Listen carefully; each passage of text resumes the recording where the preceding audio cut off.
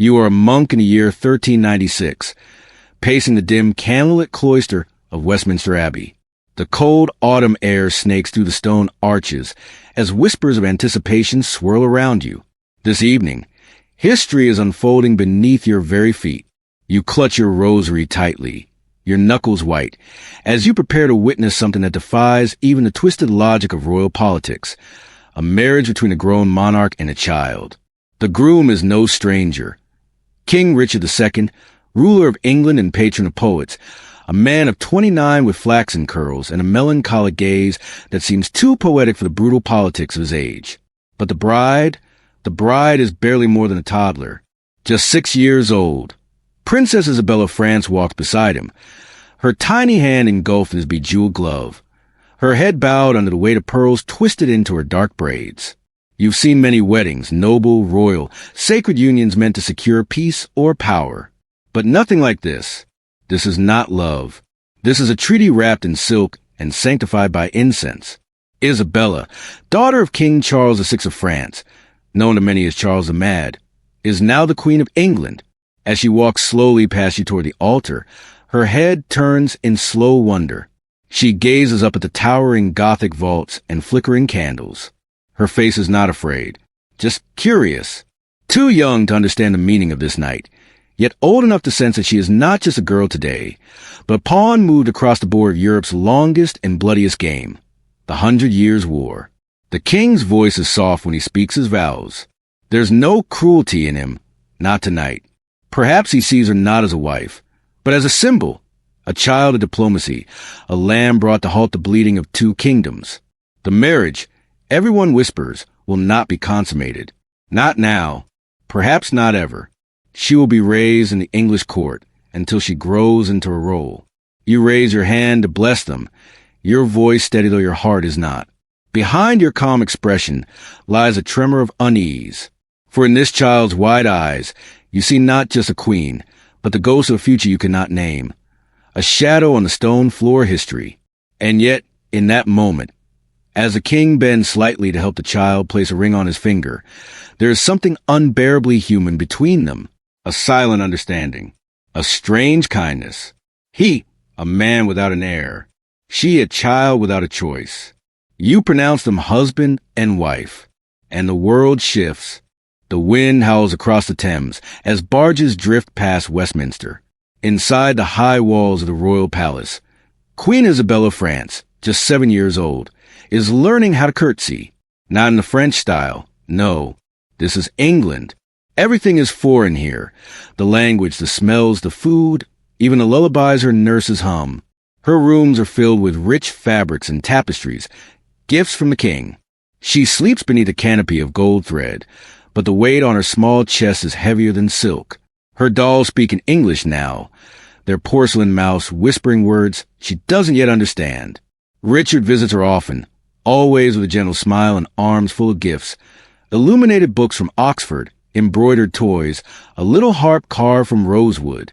He doesn't treat her like a queen or a wife, but like a daughter, or perhaps a memory of one he never had. His kindness is soft, almost melancholy, as if he knows this peace he's built on her tiny shoulders cannot last.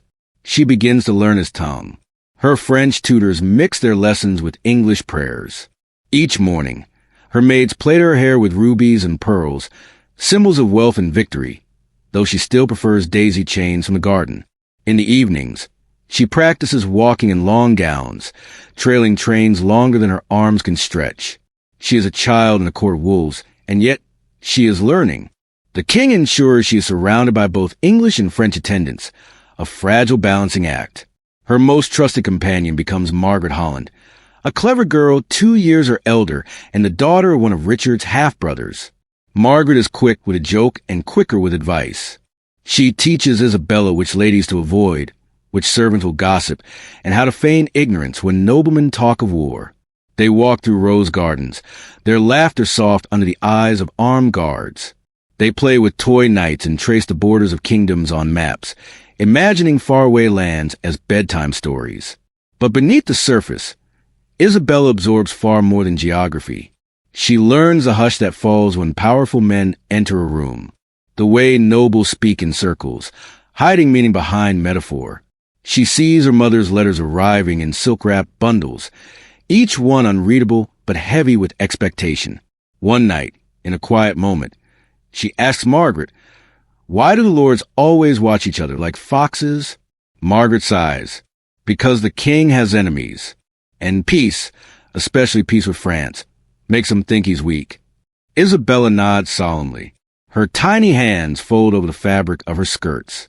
"I'm not weak," she says. Margaret smiles, but doesn't answer. The girl queen of England, born of French blood, is no longer just a curiosity. She is becoming a symbol. And in this palace of stone and ceremony, symbols are dangerous things. By the time Isabella turns 9, the air in Westminster grows heavy. Not with smoke or summer heat, but with secrets. The tapestries seem to lean in closer. The guards at the gates watch more carefully. Something is changing. Richard, her protector, her king, begins to disappear from her daily life. No more surprise gifts. No more stories about ancient kings or odd sea creatures from Irish shores. When he does come, his face is tired. His hands tremble when he lifts his goblet. His golden hair is no longer brushed perfection. His voice, once calm and reassuring, now sounds strained, like it's trying to hold back a scream. Isabella notices. She always notices. Then one night, Margaret Holland bursts into her chambers with tear-filled eyes and trembling hands. "You must pack," she whispers. "Now. Only what you need."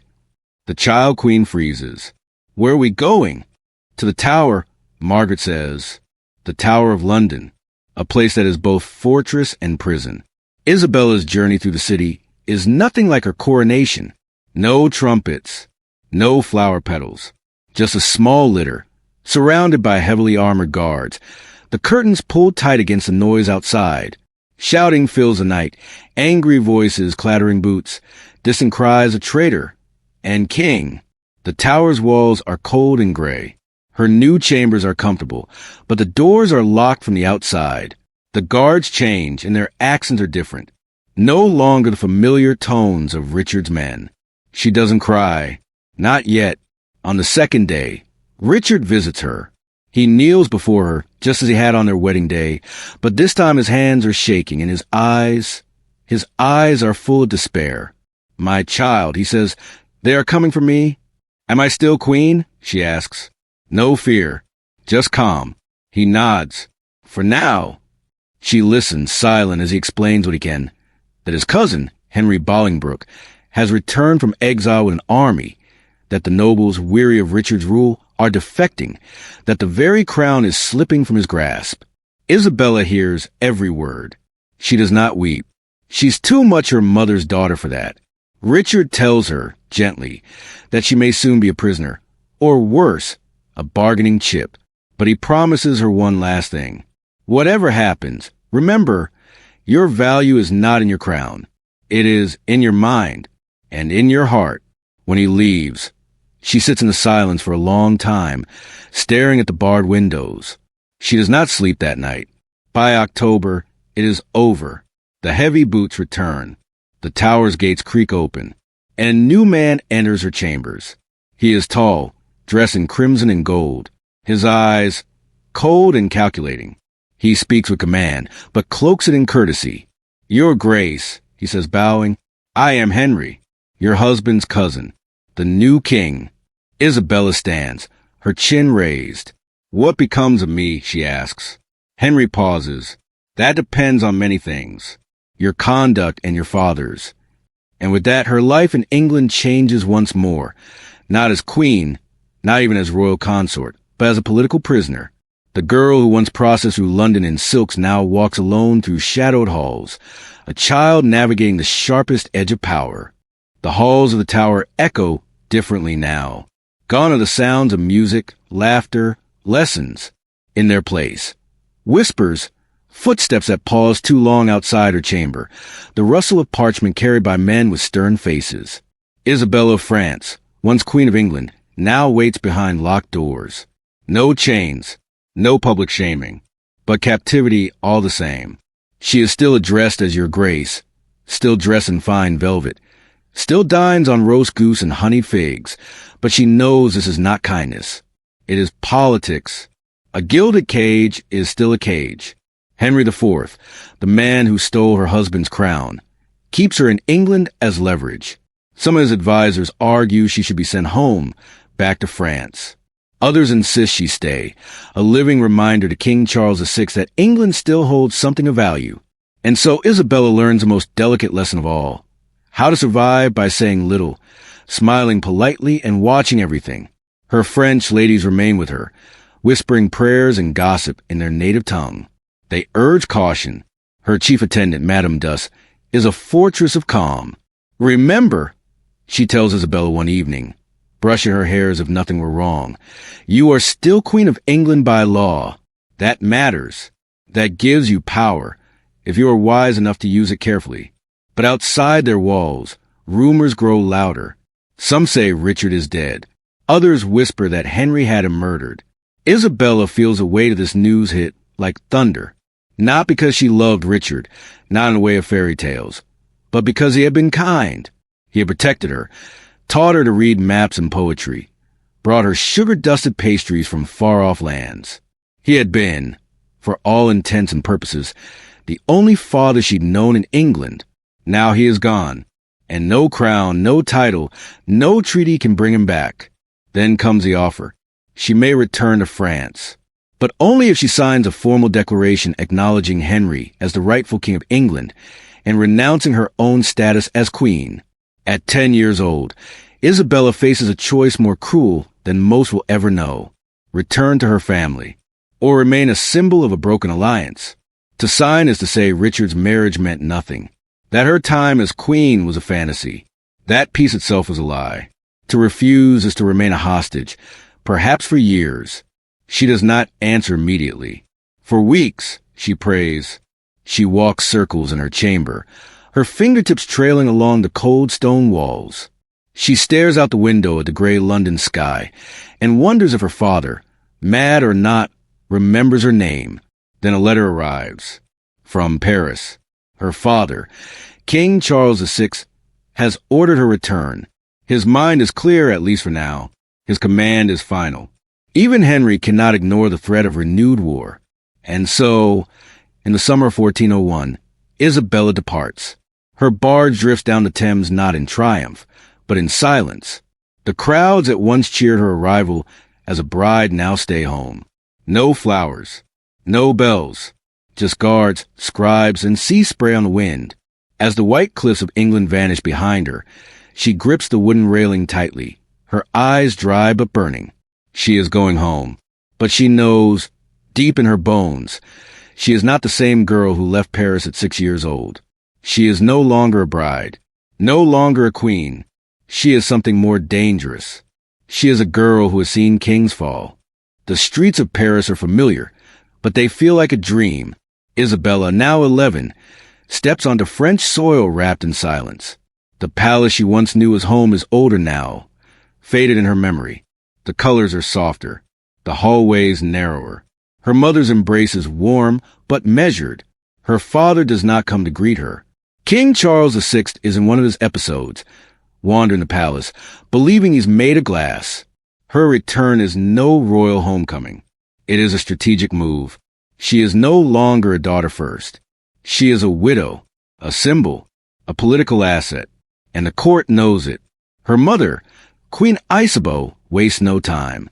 Isabella is paraded before nobles, politely interrogated about English politics. Which barons held power? Did Henry look ill? What rumors swirl behind the court gates? Isabella answers carefully. She is a French princess, yes, but she remembers the kindness of English nurses, the warmth of her young companions, the slow joy of learning a new world. She does not betray them. She gives only what is needed, nothing more. She walks the garden she once played in, now too small for her. She attends court, dressed in French silks, but favors the subtle cuts of English gowns. Her accent is softened by years across the channel. Her memories are divided between two worlds, one that crowned her and one that held her captive. Suitors begin to circle. Isabella, Queen of England in title, child of France in blood, is a rare prize. But many nobles hesitate. She is too royal, too political, and her shadow stretches across a broken treaty. Then, in 1403, comes a proposal. Charles, Duke of Orleans, her cousin. He is 29, the same age Richard had been on their wedding day. But this time, Isabella is not a child. She is nearly 14. And this time, she has a choice. Charles is charming, cultured, a patron of poets and painters. He speaks to her not like a king addressing a pawn, but like a man seeking a partner. I don't want the Queen of England, he tells her quietly. I want Isabella of France, the girl who survived 2 crowns. She feels something unfamiliar. Desire, respect, a future that isn't chained to politics alone. They marry in 1406, in a ceremony filled with gold and music and promise. She walks the aisle in blue silk, not led by treaties or embassies, but by her own will. This is not the coronation of a child bride. This is the arrival of a woman, a duchess, a survivor. And as she takes Charles's hand beneath the vaulted arches of Notre Dame, she does not look away. Not this time. Because this is not a symbol being sealed by statecraft. This is a life, rebuilt by choice, not by chance. At 16, Isabella finally finds peace. Her marriage to Charles of Orleans blossoms, not into politics, but into partnership. His court at Blois is a haven of art and poetry. He surrounds her with scholars, minstrels, and quiet respect. For the first time since her childhood, Isabella is not a symbol, not a queen, not a hostage. She is simply herself. She reads late into the night, debates philosophy with visiting clerics, sponsors a copying of ancient texts. Her hands no longer rest on gilded thrones but cradle children, letters, and dreams. She becomes a mother, first to a daughter, Jean, whom she nurses herself, despite courtly protest, and later to a son, Charles, whose birth makes the court erupt in joy. But joy never stays long in the medieval world. In 1407, civil war explodes in France. Her father-in-law is murdered by the Duke of Burgundy's agents in broad daylight. Charles changes. He sharpens. The poet becomes a general. The lover becomes a strategist. The husband becomes a target. And Isabella, once again, becomes something more than herself. She raises her children behind fortified walls, sends coded letters through trusted messengers, uses her knowledge of English and French courts to weave fragile diplomatic threads between rivals. She becomes her husband's confidant, his partner in war, his voice of reason when vengeance darkens his eyes. But the years take their toll. 3 pregnancies, endless stress, wounds not of the body, but of the soul.